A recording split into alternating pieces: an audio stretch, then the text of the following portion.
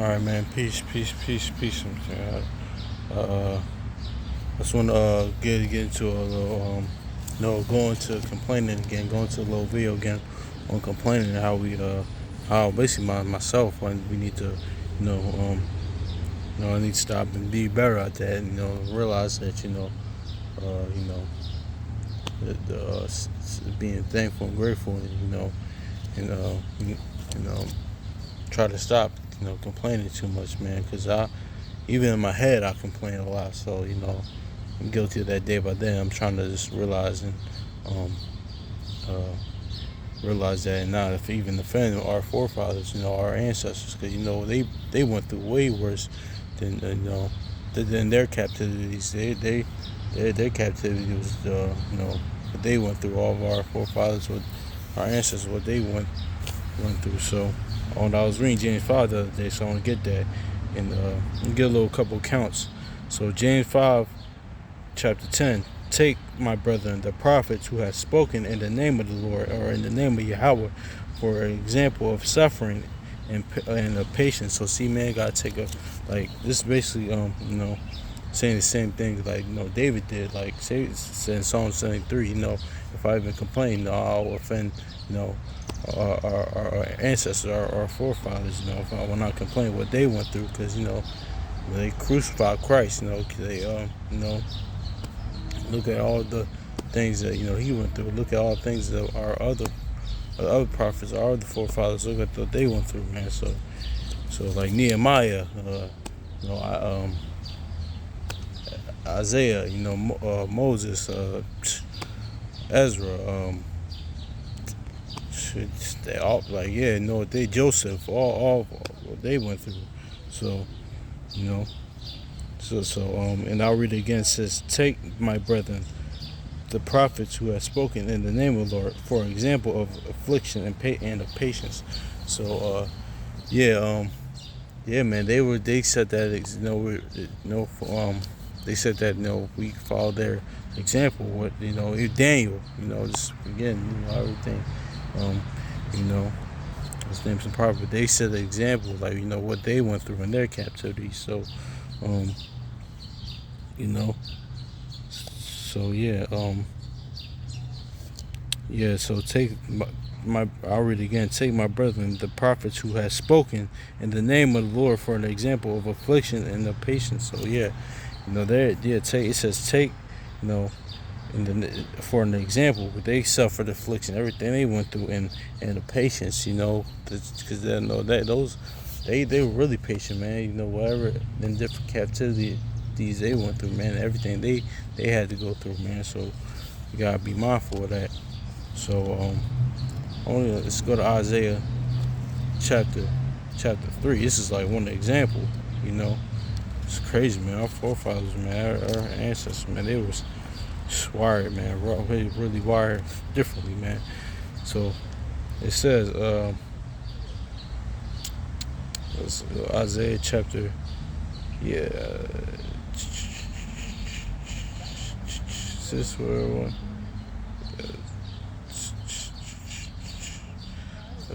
Isaiah chapter, where is it at?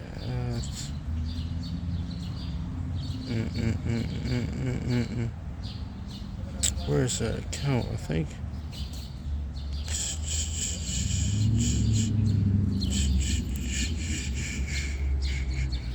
I think it's where was that? He has Isaiah chapter 3. Was it? Is it in chapter 3? Oh, it's yeah. I know it. Isaiah 20. I'm sorry. I don't know why I went to 3. I'm tripping. It says, it's at the time spake by the Lord by Isaiah the son of Amos, saying, go loose and thy sackcloth off thy loins, and put off thy shoe from thy foot. And he did so, and walked naked and barefoot. So I'll read verse 3. And the Lord said, like as my servant Isaiah hath walked naked and barefoot 3 years for a sign and a wonder upon Egypt and upon Ethiopia. So Yeah, man. Isaiah walked. This brother, he walked 3 years. He was naked for 3 years, man. 3 years naked. You know how crazy that is, man. Man. That is. But the Lord Most High commanded him to, so he was obedient. You know what? Man. I mean, it was three years naked. Like that's crazy. I'll read it again. At the same time, Isaiah chapter 20 and verse 2. At the same time spake the Lord by Isaiah the son of Amos, and saying, Go and loose the sackcloth from thy loins, and put off thy shoe from thy foot. And he did so, walking naked and barefoot. And the Lord said, As my servant Isaiah walked naked and barefoot for 3 years, for a sign and a wonder upon Egypt and Ethiopia. That's crazy. He was naked for three. That's crazy. Like, think about that. He was naked for like 3 years. That's, man. So I gotta keep that in mind. Like when I complain and whatnot. This walk isn't easy. As his life isn't easy because Most High he called us, but this walk ain't easy. So I gotta be even better each and each day. But I got to kill off the complaining because our forefather here, Isaiah, he walked naked. He was naked for three years. Not only that, like think about that. Think about just a year. Just think about a couple of months, and think about the different seasons. Like I really got to try to picture that. Like think about the winters, the summers, the hot. Oh man, even in the cold days in the fall. Like even think about the season, but for a year, just think about that. For like a couple of months, that's crazy. But then for a year, and not only that, 3 years, man. That's man.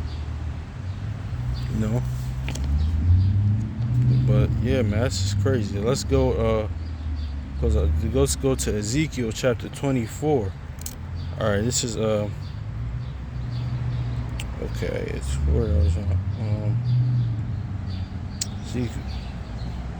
Okay. Yeah, Ezekiel chapter 24 and verse 15.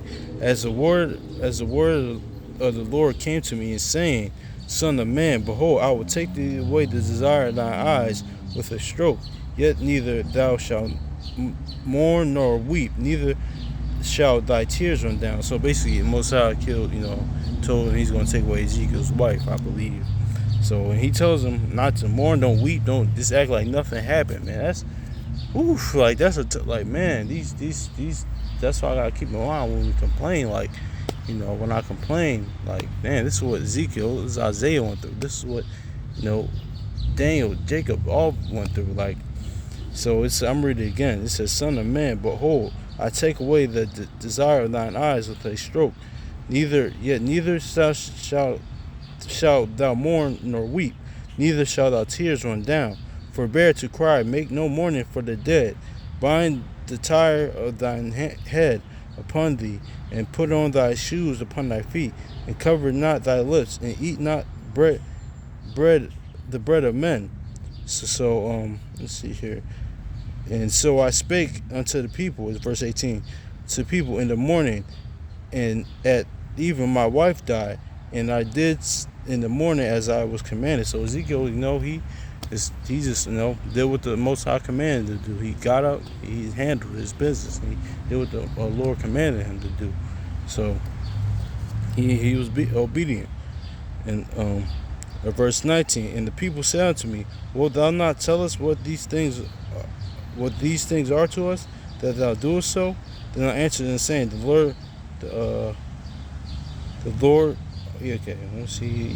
word of the Lord came to me unto me, saying, Speak unto the house of Israel. Thus saith the Lord God, Behold, I will profane my sanctuary, the excellency of your strength, the desire of your eyes, and that which your soul pitieth, and your sons and your daughters, whom ye have left shall fall by the sword. So, is that what I wanted? Yeah, that's basically it. But yeah, that's basically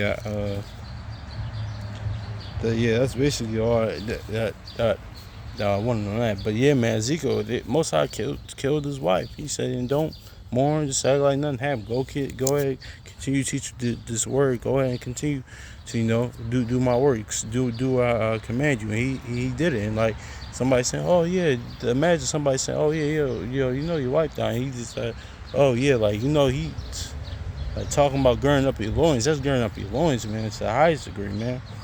That's that, man. So when we complain, well, me, I'm talking about this, like, mainly, like, I'm talking about, like, even myself. I don't want to really talk about myself because I really, like, complain. But, when I complain, I got to keep these things in mind. But, also, all of us who was watching go through that, like, constant, that complain, we got to kind of keep that in mind. But, yeah, man, I got to keep that stuff in mind. So yeah, man, you see what Isaiah, went through, being naked for 3 years, and Ezekiel said, and Ezekiel, like his Most High, took away his wife. He said, just act like nothing happened, and they, what they did to Christ. And I was reading that the other week, like Matthew 27. It was just like, I was like, really? Are you serious, man? That what they did to Yahushua, like they did to Yahushua, they did to Christ. It's like they made him drink like gold, like piss. It's like, really? It's just in his group, man. So I gotta keep that in mind, certain things, because I know oftentimes it's heard, because we in this captivity, we other fractions might say, oh, this is the worst captivity, but we gotta keep in mind of these things, because I understand this captivity, what we've been through, going through right now, it is really, really rough, man. So I ain't going, but we gotta keep in mind of our sorry, got something in my eye, but gotta keep in mind of our ancestors and all our forefathers went through, man. So that's really it on that. So hopefully this is edifying. Yeah, man, I'm sitting here thinking about it, like, wow, like, being naked for 3 years, and Most High, not only taking away, his wife, or, but not only that, because you can, like, because of course you're not supposed to, like, on another level, you're not supposed to, like, not worship, put anything on the flesh in a pedestal, because, people close to you gonna die, whatever, but not only that, but Most High command say, don't even mourn, don't even weep, don't even do nothing. That was the part that got me. It's like, wow, don't even weep, don't even cry, don't even feel a certain way, just act like, nothing happened. Because, normally some people, they do that, but they in behind closed doors, you could, they still going through something. But, Most High told them, don't even just act like, nothing happened. And Ezekiel did it, man. So, that's just, I'm sitting here, like, reflecting, digesting that. And Isaiah being naked for 3 years, that's crazy, man. So, yeah, man. So that's all I got to keep in mind of when I complain, about certain situations right now. I mean, gotta keep that in mind, because sometimes I try to justify it to myself. Like, I'm not complaining, I'm explaining why, even in my head, or if I'm probably talking to somebody, or like if they ask me what's wrong. But it's not. It's it's just all good. All the thing happens according to His will. So yeah, man. Hopefully this is edifying. I know I keep going on a tangent, but hopefully y'all could hear me better. But yeah, man. I really gotta get out. Keep that in mind of complaining, because when you read different accounts of history and certain time periods of what our forefathers went through, man, it'd be like Psalms. Let me get Psalms 73 real quick. Let me get that. I'll get that.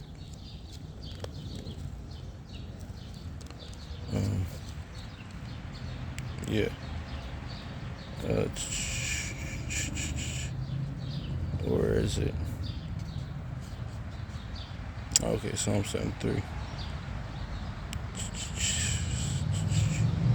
Yeah, I'm sorry, y'all. It's kind of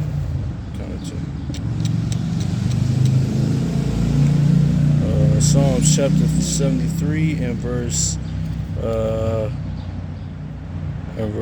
okay, yeah, 15.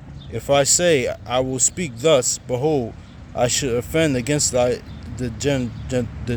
I'll read it again. I'm sorry.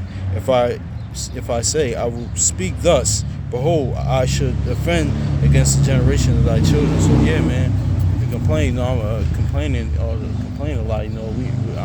I'm like, myself. We're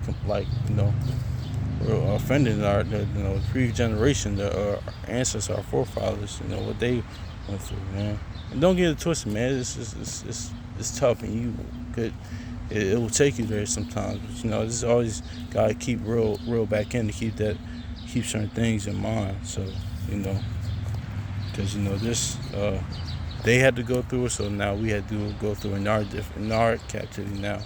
So but I'll say this though, as as far as I'm going a little tangent now, but as far as this being when people say it's the worst captivity, to a degree, I would say identity wise, because now we don't even know who we are, because that was prophecy, of course, and that was ordained to happen. But us being discontinued, that now and as far as us, our identity, because at least our ancestors, they knew who we were, but but they still decided to turn away from law, statutes, and commandments. But now Most High got so frustrated with us. He said, "No, y'all are going to lose your heritage. Y'all going to not even know." But now, of course, prophecy comes that we would come back to naturally who we are, step by step, and not fully know our heritage. But we're just kind of clinging on now. We're just getting the scriptures give us our little treasure map. So that's a little sidebar I want to get into. But hopefully this is edifying. So peace.